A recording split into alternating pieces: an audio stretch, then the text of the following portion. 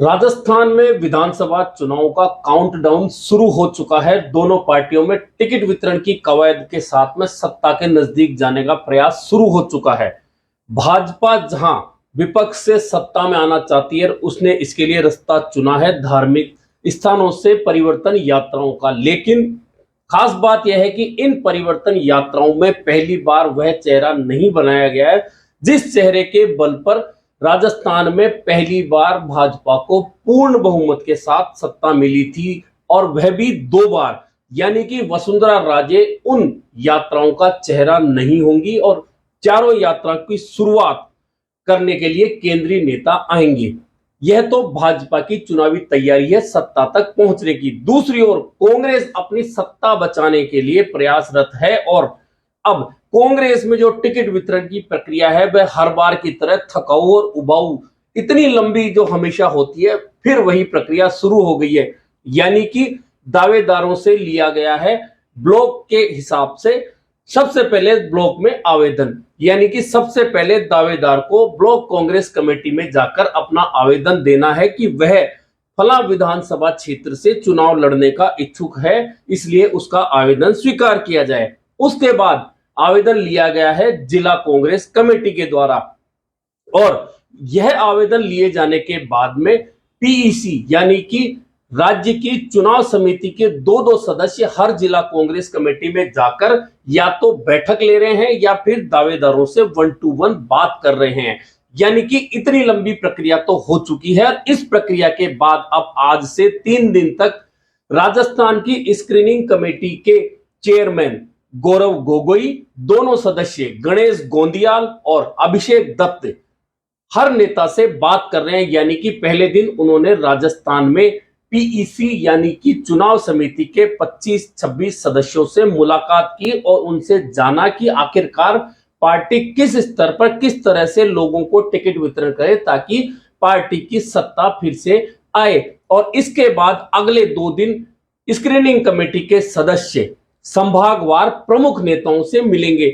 यानी कि एक बात तो तय है कि दावेदारी तो सबसे करवा ली गई, लेकिन अब दावेदारों में से स्क्रूटनी करने का काम प्रमुख नेताओं के विचारों से होगा, या प्रमुख नेता विचार अपने बताएंगे कि किस तरह से किन नेताओं को दावेदार माना जाए, इनकी स्क्रूटनी की जाए, इन्हें टिकट दिया जाए।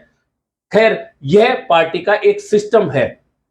लेकिन स्क्रूटनी से पहले आज जब पीईसी के सदस्यों के साथ में स्क्रीनिंग कमेटी ने बैठक की, तो अधिकांश के सुझाव जो आए उनमें सबसे महत्वपूर्ण सुझाव जो आया है वह काफी महत्वपूर्ण साबित हो सकता है कांग्रेस के लिए राजस्थान में टिकट वितरण का फार्मूला तय करने के लिए।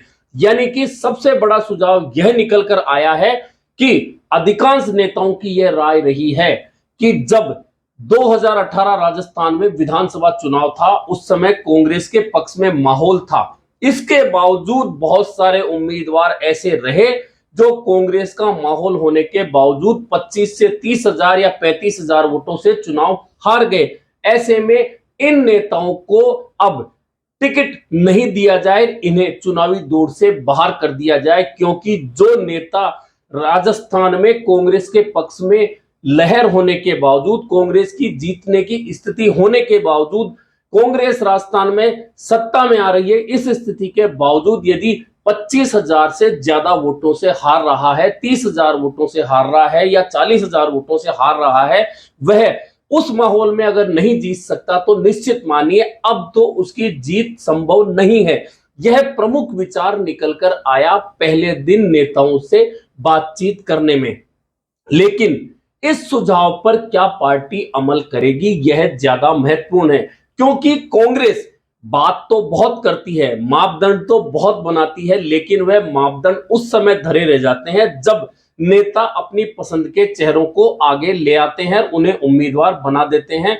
नतीजा वही है कि कांग्रेस को सत्ता के नजदीक पहुंचने के लिए दम लगाना पड़ता है। यही कारण है कि चाहे 2008 का विधानसभा चुनाव हो, 2018 का विधानसभा चुनाव हो, दोनों में कांग्रेस ने सत्ता हासिल तो की, लेकिन दोनों ही बार उसे पूर्ण बहुमत नहीं मिला और अन्य दलों या निर्दलियों के सहारे सरकार चलानी पड़ी। और ऐसा जब करती है सरकार तो निश्चित मानिए सरकार चलाना आसान नहीं होता। यानी कि सुझाव बहुत बेहतरीन समझा जा रहा है, कहा जा रहा है, सब नेता चाहते हैं कि हमने यह सुझाव दे दिया है, इस पर अमल किया जाए। लेकिन असल बात यही है कि एक कहावत है, राजा को जो भाए वही रानी, यानी कि नेता को जो चेहरा पसंद आए वही फिट है, फिर मापदंड पीछे छूट जाते हैं। और यही कारण है कि कांग्रेस हर बार बहुत सारी बातें करती है, लेकिन प्रयोग करने का जब समय आता है तो कांग्रेस ठिठक जाती है। उसका नतीजा यह होता है कि 2 बार सत्ता तो हासिल हो जाती है उसे, लेकिन बहुमत नहीं मिल पाता। और जब इस तरह की कम बहुमत की सरकार जब चलती है तो उसका नतीजा यह आता है कि लगातार 2 लोकसभा चुनाव में राजस्थान में कांग्रेस को एक भी सीट हासिल नहीं होती। और 25-0 का आंकड़ा चाहे 2014 का चुनाव लोकसभा का रहा हो, चाहे 2019 का लोकसभा का रहा हो, यह कांग्रेस के लिए नतीजे रहे हैं। इसके बावजूद कांग्रेस इस तरह के प्रयोग करने से हमेशा हिचकती रहती है। हालांकि कहा तो यह भी जाता है, खुद मुख्यमंत्री ने अपने मुंह से, अपने बयानों से यह कहा है कि बहुत सारे मंत्री विधायक मुझसे कह चुके हैं कि हम इस बार चुनाव नहीं जीत सकते। लेकिन इतना कहने के बावजूद क्या मंत्री विधायकों में अधिकांश के टिकट काटकर उनके स्थान पर नए लोगों को लाने का जज्बा कांग्रेस पैदा कर पाएगी?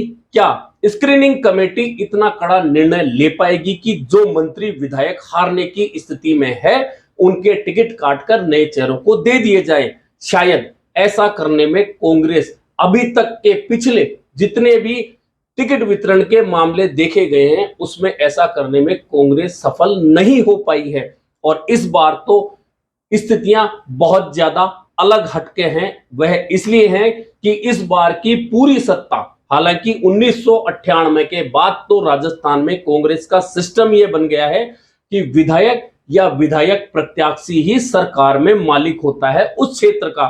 और इस बार तो सत्ता में जिस तरह के हालात रहे उसके बाद तो विधायक के अलावा सरकार को कोई नजर आया ही नहीं। ऐसे में जब उन विधायकों के हवाले पूरा क्षेत्र कर दिया गया था और अब यदि उन विधायकों के टिकट काटने की स्थिति आती है या टिकट काटे जाते हैं, मंत्रियों के टिकट काटे जाते हैं, तो क्या वे चुपचाप हाथ पर हाथ धरे बैठे रहेंगे, कांग्रेस के नए उम्मीदवार को जीतने का मौका दे देंगे? यानी कि कांग्रेस के लिए टिकट काटना बहुत आसान काम नहीं होगा। हालांकि जो हारी हुई सीटें हैं, और कहा गया है, नेताओं ने जो सुझाव दिया है कि जो ज्यादा वोटों से उस परिस्थिति में हार गया जबकि कांग्रेस के पक्ष में माहौल था, तो ऐसे व्यक्ति का टिकट काटा जाए। तो यह प्रयोग कांग्रेस कर सकती है। हालांकि इसके लिए भी नेताओं की इच्छा शक्ति चाहिए, स्क्रीनिंग कमेटी की इच्छा शक्ति चाहिए, मुख्यमंत्री की इच्छा शक्ति चाहिए, गोविंद सिंह डोटासरा प्रदेश अध्यक्ष की इच्छा शक्ति चाहिए, प्रभारी की इच्छा शक्ति चाहिए कि वे चाहे उनके कितने भी चहेते चेहरे हों, यदि वे पार्टी का एक मापदंड बनाकर मैदान में नए चेहरों को ले आए तो शायद यह कांग्रेस के लिए सुखद स्थिति पैदा कर सकते हैं। हालांकि यह शुरुआती बातें हैं, लेकिन क्या इन शुरुआती बातों पर कांग्रेस अमल कर पाएगी, यह आने वाले दिनों में उस वक्त स्पष्ट होगा जब टिकट वितरण होना शुरू हो जाएगा, पैनल बनना शुरू हो जाएगा, तब पता लगेगा कि क्या कांग्रेस नए प्रयोग करने वाली है। दूसरी ओर भाजपा बहुत स्पष्ट रूप से प्रयोग करने में सफल रहती है और प्रयोग करती है। अब आप देख सकते हैं कि किस तरह से उस चेहरे को भाजपा ने बिल्कुल अलग कर दिया है जो 2 बार, यानी कि राजस्थान में जितनी बार भी भाजपा की सत्ता बनी, भले ही भैरव सिंह शेखावत बहुत कद्दावर नेता रहे, लेकिन उनके नेतृत्व में भी जब सरकारें बनी तो भाजपा को कभी बहुमत हासिल नहीं हुआ। जोड़ तोड़ के साथ, अपने राजनीतिक कौशल के साथ ही भैरव सिंह शेखावत ने राजस्थान में भाजपा की सरकारें चलाई थी। लेकिन भाजपा की सरकार पहली बार राजस्थान में 2003 में आई पूर्ण बहुमत के साथ। तो वसुंधरा राजे ने जब परिवर्तन यात्राएं निकाली थी, उनके नेतृत्व में चुनाव हुआ था, तब पहली बार राजस्थान में भाजपा की सरकार पूर्ण बहुमत से आई थी। उसका कारण भी यह था कि वसुंधरा राजे के नेतृत्व में चुनाव में जब चेहरे उतरे थे तो बहुत प्रयोग करके नए चेहरों को मौका दिया गया था और 2013 में भी वसुंधरा राजे के नेतृत्व में ही कांग्रेस को हराकर भाजपा राजस्थान में सरकार बनाने में सफल हुई और प्रचंड बहुमत यानी कि 163 सीटें लाने में सफल रही। और उसका कारण भी यह था कि पुराने चेहरे उस बार भी बड़ी स्तर पर बदले गए, जातिगत प्रयोग किए गए और उसका नतीजा यह रहा है कि कांग्रेस को बहुत बुरी हार 2013 में देखनी पड़ी। यही कारण रहा कि भाजपा प्रयोग करके 2 बार प्रचंड बहुमत से सरकार बनाने में सफल रही। वहीं कांग्रेस ने भले ही 2008 में सरकार बनाई या 2018 में, 2008 में कांग्रेस 96 सीटों पर सिमट कर रह गई और जोड़ तोड़ करके सरकार चलानी पड़ी। वहीं 2018 में 99 सीटों पर कांग्रेस ठटक कर रुक गई। उसके बाद में अन्य दलों, निर्दलियों और उनके सहारे सरकार चलानी पड़ी। यानी कि राजस्थान में कांग्रेस के नेता हों, दिल्ली में कांग्रेस के नेता हों, प्रयोग करने से या अपने ही दिए बयान को लेकर उस पर खरा उतरने से पीछे हटते देखे गए हैं। सबसे बड़ा सवाल तो यह है कि खुद राहुल गांधी जो कांग्रेस के सबसे बड़े नेता माने जाते हैं, कहे जाते हैं, उनके पीछे सारी कांग्रेस चलती है। उन्होंने भी दिल्ली अधिवेशन में यह कहा था कि मैं पैरासूट से आने वालों की डोरी काट दूंगा और वो धड़ाम से नीचे गिरेंगे। लेकिन उस अधिवेशन के बाद में बड़ी संख्या में कांग्रेस ने पैरासूटरों को नवाजा और कहीं पार्टी में पद दिए, कहीं टिकट दिए और नतीजा यह रहा कि लोकसभा में 2 बार पूरे हिंदुस्तान में कांग्रेस को सिर्फ इतनी सीटें मिल पाई कि वह नेता प्रतिपक्ष का पद भी हासिल नहीं कर पाई। खैर, कहने को बहुत सारी बातें होती है, लेकिन फिलहाल स्क्रीनिंग कमेटी राजस्थान में है और कहा यह जा रहा है कि 25,000 या उससे ज्यादा वोटों से जो लोग कांग्रेस की हवा में हार गए उनके टिकट काटे जाने चाहिए। वहीं मुख्यमंत्री के बयान आए थे कि कुछ मंत्री और विधायक उनसे कह चुके हैं कि वे इस बार चुनाव नहीं जीत रहे।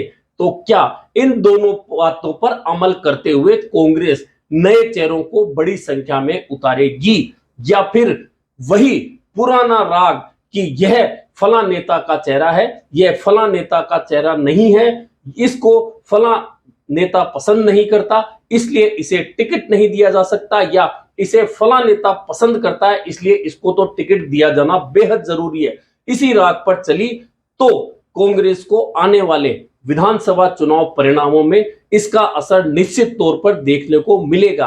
अब देखते यह है कि कांग्रेस की स्क्रीनिंग कमेटी किस कदर और किस मापदंड के साथ में स्क्रूटनिंग करती है, किन लोगों की स्क्रूटनिंग करती है, कितने नए चेहरों को मैदान में उतारने में सफल होती है।